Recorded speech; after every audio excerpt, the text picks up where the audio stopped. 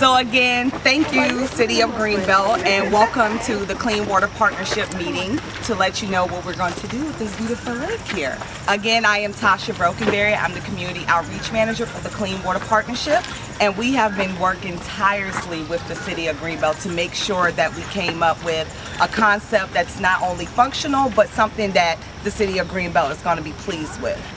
We'd like to invite you today to share sit with us for a few moments while Ken and Neil share a little bit about the plans for Greenbelt Lake.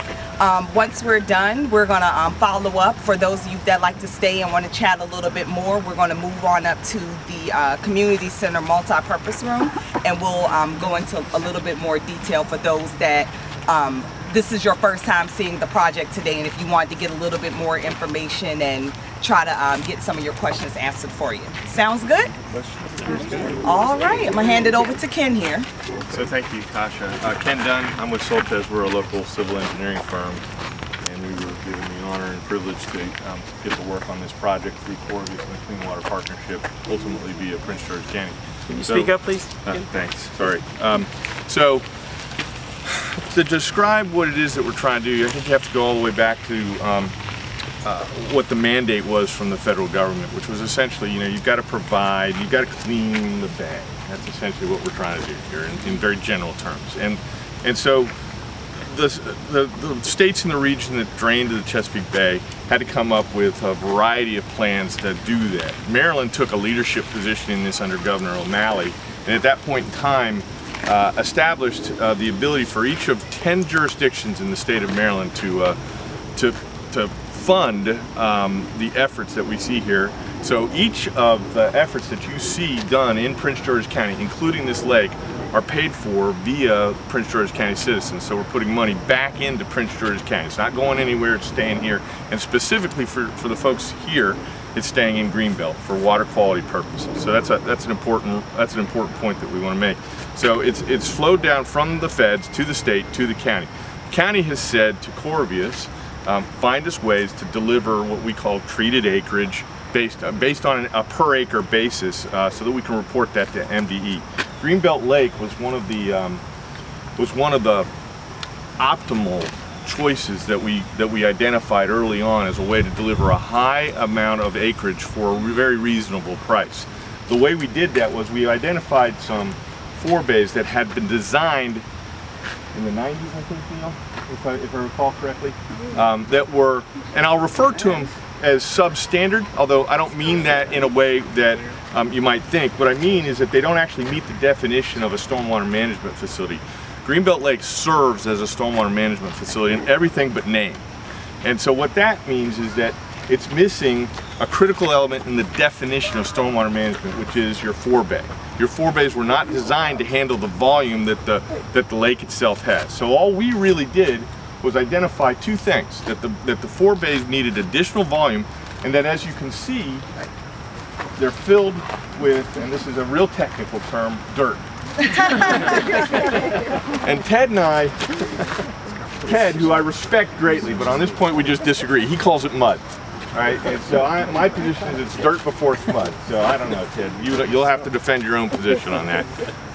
And so, as you can see, there's quite a bit of dirt in the forebay. In addition, what you can't really see is that, and I was looking for it, I couldn't really quite identify it out here right now. There's an outfall pipe that goes from here to the lake that's just clogged with mud. And I've shown pictures to those of you who may have made some of the presentations previously. And that means that the pipe's non-functional as well. I mean, it does let water flow, but it's a significant portion of the water, the significant amount of the water that's supposed to flow from there to the lake is not moving in the direction, but in the capacity that it's supposed to. So all we really did was say, okay, let's identify the volume that you need. So that's the first thing we did. We're going to do a little bit of grading, a little bit of tree clearing, not much, and then scoop out the dirt that's here that shouldn't be here, and we're going to haul that away outside of the community so it doesn't stay here, it's going.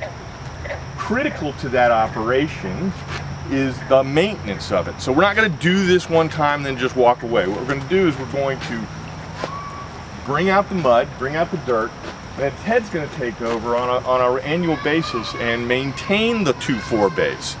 So that what you don't have is this condition happening again, because that's what we want to avoid. I mean, it's one thing to design a nice forebay, make it look good, plant some plants in it, and then say, hey, we provided water quality, but if you don't maintain it, it's just going to fail, and that's what we don't want to have happen. So we're putting some money into this. We're going to follow that up and optimize the reporting of treated acreage, and then maintain the pond for a good long time.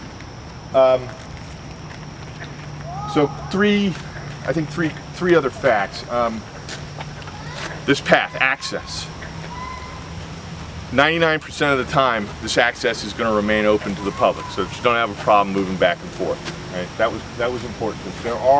There will be an occasion when we may have to shut down the path for a brief period of time while construction equipment moves back and forth, just for safety purposes. Second, clearing.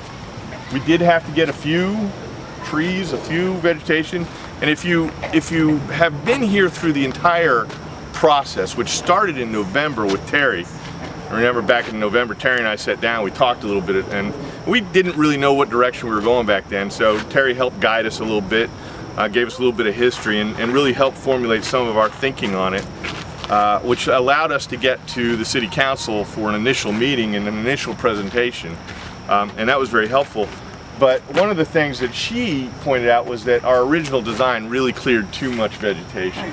And when we went back and looked at it, and don't tell her I said this because I never like to tell them that, but she was right. And we found a way to reduce the amount of vegetation that we were clearing so that we weren't doing damage to the environment. Because what you don't want to do is remove one resource to protect another resource. Trees are a resource, water's a resource. You want to try to limit the removal of one for the other. So we really tightened up our limited disturbance. We got the permits via Prince George's Department of the Environment. We got the permit through Maryland Department of the Environment. We got the permit through the U.S. Army Corps of Engineers. Got the permit through Prince George's Soil Conservation District, and we got the permit through the City of Greenbelt. So we got all the necessary permits that we had to do. That took us, I mean, literally, we've been working on this since mid-November, and we got the last permit we needed, I don't know, about 2 weeks ago. Actually, we picked up the City of Greenbelt permit today because it was in an envelope that I didn't recognize. It was like to Corvius, and I kept expecting one for Soltes, but so I figured it out. A little smarter than I look. So we got it, and we've got all the necessary permits, and everybody's pretty happy about that. So about the vegetation, we are doing a little bit of clearing, but we're going to come in and do a mitigation plan, and we did that for 2 reasons. We did that first of all because the city wanted it. It was part of their directive. And the Corps wanted it. So the Corps, U.S. Army Corps of Engineers, looking out for everybody's best interest, we came up with a mitigation plan of native plants that we can put back in place to replace the vegetation that's coming down. Now, and I've got some pictures of it over there on the board that I've been carrying around. If you're really interested, it's all native. It's not this. Hopefully, it'll look. We want it to grow like it would grow in nature, but maybe it'll be a little bit more organized. Third point, beavers, and actually not just beavers. I think it would be really any animal life, including amphibs. So we've taken a lot of time to be careful about any amphibs and or any animal life that reside in and around the area of work. What we want to do is ensure that we don't damage their habitat as much as we possibly can, but mostly we just don't want to damage them. So we're going to try and ensure that we do everything possible to move them from point A to point B so that they're out of the way. If they come back, we'll move them again. So that's the plan. Water quality, this is one of 2 forebays. Animal protection, vegetation protection, and maintaining the pathway for public access. And that's really the program. Neil, do you have anything to add? Neil's a lot brighter on this stuff than I am. Where's the second forebay? It's over there. It's completely. Yeah, we'll go. It's that direction. We'll go there after this. Yes, sir, Mr. Mayor. Yeah. So now, how long will this forebay take? You're thinking 3 weeks, 2 weeks? Mr. Scott. Here in the